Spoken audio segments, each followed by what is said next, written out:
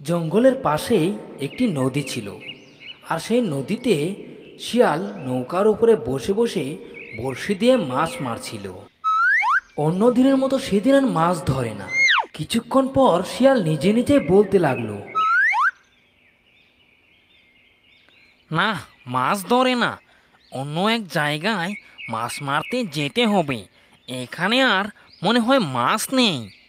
এই কথা বলে তখন শিয়াল তার নৌকার উপরে বড়শিটা রেখে বৈঠা মারতে মারতে একদিকে যেতে লাগলো। আর অন্যদিকে দুইটি বক আহার খাওয়ার জন্য অন্য এক জঙ্গল থেকে এই জঙ্গলের উপর দিয়ে যাচ্ছিল, আর নিজেদের মধ্যে কথা বলছিল। আরে বক ভাই, শুনলাম এই জঙ্গলের রাজা নাকি খুবই নিষ্ঠুর। হ্যাঁ, তাই তো শুনেছি। এই জঙ্গলে থাকতে গেলে নাকি এই রাজাকে অর্ধেক খাবার দিয়ে দিতে হয়। হ্যাঁ, তাহলে তো এই জঙ্গলের পশু পক্ষীরা অনেক কষ্টে দিন কাটায়। এ হলো জঙ্গলের রাজা। সারাদিন গাড়ি নিয়ে ঘুরে আর দেখে কে কি করে। আর দেখতে দেখতে সে বকের সাথে দেখা হয়ে যায়। দুই বকের সাথে বাঘের দেখা হয়ে যায়। ওই দাঁড়া, কে রে তোরা? তোদেরকে তো আগে এই জঙ্গলে কোনোদিন দেখি নাই। তোরা মনে হয় মাছ মারতে যাচ্ছিস, তাই না? আর একটা কথা মনে রাখিস, এই জঙ্গলে মাছ মারলে কিন্তু আমাকে অর্ধেক দিয়ে যেতে হবে, মনে রাখিস। রাজামশাই, এটা কি করে সম্ভব? আমরা কত কষ্ট করে মাছ ধরবো, আর তোমাকে অর্ধেক মাছ দিয়ে যেতে হবে? তোদেরকে কি বলেছি সেটাই শোন, না হলে এই জঙ্গল থেকে আমার এলাকা থেকে মাছ মেরে যেতে পারবি না, এ বলে দিলাম। আচ্ছা ঠিক আছে রাজামশাই, মাছ মারার শেষে তোমাকে অর্ধেক মাছ দিয়ে যাব। তাহলে এখন যাই। এই বলে তখন বকেরা মাছ ধরতে চলে গেল, আর বাঘ গাড়ি নিয়ে যেতে লাগলো।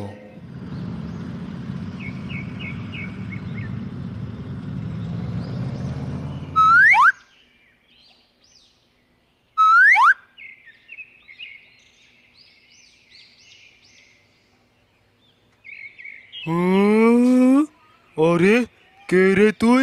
আমার এলাকায় মাছ মারছিস আমাকে না জানিয়েই? হুম, বাঘমশাই, আমি এই এলাকায় নতুন। আমি অন্য এক জায়গা থেকে মাছ মারতে এখানে এসেছি। তা এটা যে তোমার এলাকা আমি তো জানি না। কি কি বললি? বাঘমশাই? আমাকে রাজামশাই বল, রাজামশাই। হুম, গাড়ি নিয়ে ঘুরলো আর রাজা হয়ে গেল। রাজামশাই, তা আপনার সমস্যা কি? আমি এখানে যদি মাছ মারি? কোনো সমস্যা নেই, অর্ধেক মাছ আমাকে দিয়ে যা, এটাই আমি চাই। কে রে, এত কষ্ট করে মাছ মারলাম, এখন অর্ধেক মাছ দিয়ে যাব? না না, এখন তো স্বীকার করতে হবে, না হলে আবার না দিলে কি যে করবে। এক কাজ করি, একটু বুদ্ধি খাটাই। কে রে, কি ভাবছিস? দিয়ে যাবি না নাই? বাঘমশাই, এইমাত্র মাছ মারা শুরু করলাম, তবেই তো অল্প কয়টা হয়েছে। যখন অনেকগুলো মাছ হবে তোমাকে দিয়ে যাব। তুমি নো টেনশনে থাকো, যাবার সময় তোমাকে অর্ধেক মাছ দিয়ে যাব। ঠিক আছে তাহলে, মাছ মার, যাবার সময় অর্ধেক মাছ দিয়ে যাবি, মনে থাকে জানো।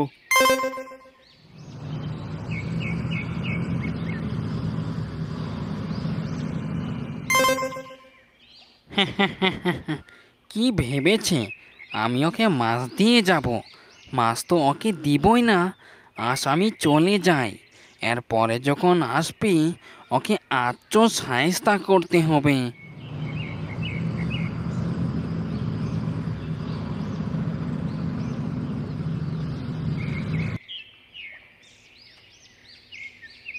ওই কুমির, বের হয়ে আয়, বের হয়ে আয়, দেখ কে এসেছে।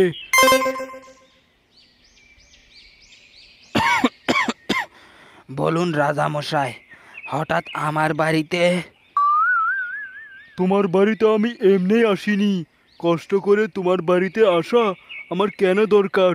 আর শুনলাম তুমি গত এক সপ্তাহ ধরে আমাকে খাবার দাও না। তুমি এত খাবার মারছো, কিন্তু এখন দাও না কেন? রাজামশাই, আমার গত এক সপ্তাহ ধরে শরীরটা ভালো নয়, তাই আমি মাছ মারতে পারছি না। আমি ওসব কিচ্ছু বুঝি না। তোমার শরীর যেমন মনে তেমন থাক। এতদিন এক সপ্তাহ যে তুমি মাছ আমাকে দেওনি, এই মাছগুলো কিন্তু এই সপ্তাহে দিতে হবে। এটা মনে রাখো। তুমি না খেয়ে থাকো, মনে না থাকো, আমি সেইগুলো জানি না। এই কথা বলে তখন বাঘ সেখান থেকে চলে যায়। আর কুমির মনে মনে বলতে থাকে, হে ঈশ্বর, কবে এ শয়তানের হাত থেকে রক্ষা পাবো? আমাদের তাড়াতাড়ি রক্ষা করো ঈশ্বর। এই বনের কোনো পশু পাখি বাঘকে দেখতে পেত না। সবাই ভাবতো এই বাঘের একদিন পতন ঘটবে।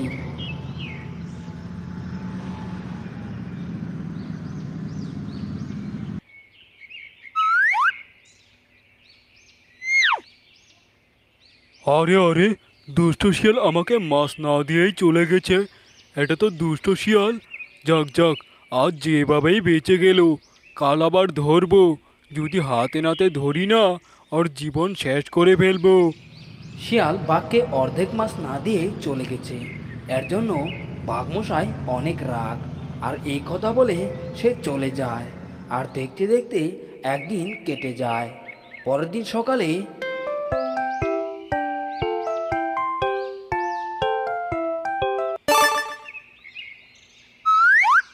ও, আজ কোথায় যাবি? তোকে হাতে নাতে ধরেছি। কাল আমাকে মিছা কথা বলে তুই চলে গিয়েছিলি। না না বাঘমশাই, আমাকে ভুল বুঝবেন না। কাল তোমাকে আমি মাছ দিতে চেয়েছিলাম, কিন্তু ওই পানির মাঝে যে তোমার মতো আরেকটা রাজা আছে, সে যে আমার অর্ধেক মাছ রেখে দিল। কি? পানির মাঝে? হ্যাঁ হ্যাঁ, পানির মাঝে ঠিক তোমার মতোই সে আমার অর্ধেক মাছ রেখে দিল। তার জন্যই তো তোমাকে মাছ দিতে পারিনি, আর আমি সেখান থেকে চলে গেছি। এত বড় সাহস আমার এলাকায়! আরেকজন রাজা?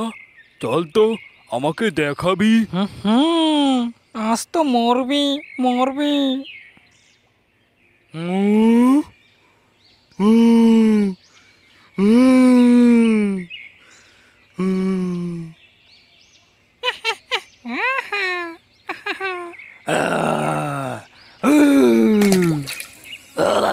আমাকে বাঁচাও, বাঁচাও।